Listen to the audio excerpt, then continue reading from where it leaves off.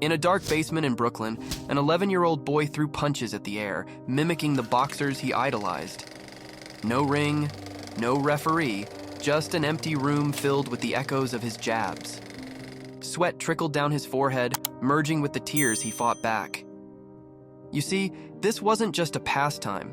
It was an escape from a life riddled with crime, poverty, and despair. Unbeknownst to him, those phantom punches were his first steps toward an extraordinary destiny. This boy would grow up to be Mike Tyson. Born in Brownsville, Brooklyn in 1966, Mike Tyson didn't have the sort of upbringing that one would associate with a future world champion. His father was absent and his mother struggled to provide for the family. Crime was the norm, not the exception, in the neighborhoods he called home. Tyson often found himself in street fights and was arrested more than 38 times before the age of 13. Then, fate stepped in. Tyson was introduced to Cus D'Amato, a boxing trainer who saw untapped potential in the troubled boy. Under D'Amato's guidance, Tyson was given structure, discipline, and something he'd never had before, a purpose. Boxing became his salvation, a way to channel the rage and frustration that had defined his early years.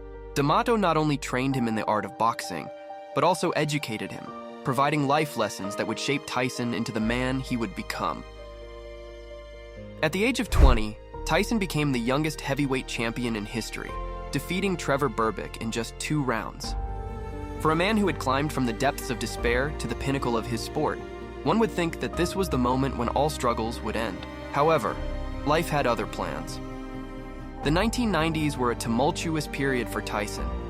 He faced numerous setbacks, including a prison sentence for rape, divorce, and financial woes. At his lowest, Tyson found himself bankrupt, imprisoned, and stripped of his titles. He felt the world had turned its back on him. However, it was during this period that Tyson experienced a pivotal awakening. Locked away from the world, he turned to books, philosophy, and introspection. Mike Tyson, the fearsome fighter, was learning to battle his inner demons. "I had to lose my mind to find myself," he would later say.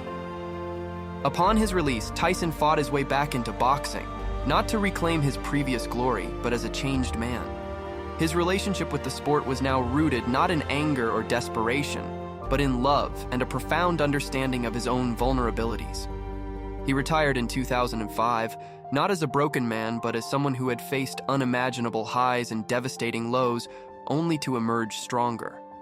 You see, in life, in your life, the story of Mike Tyson teaches us that no matter how steep the climb or hard the fall, there's always room for transformation.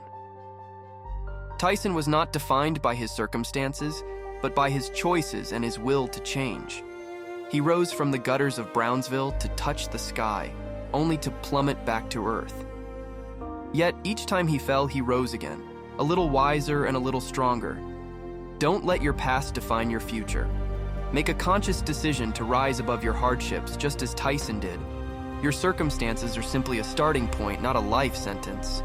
Whether you're throwing phantom punches in a basement or grappling with your own inner demons, remember that the fight is not over until you say it is.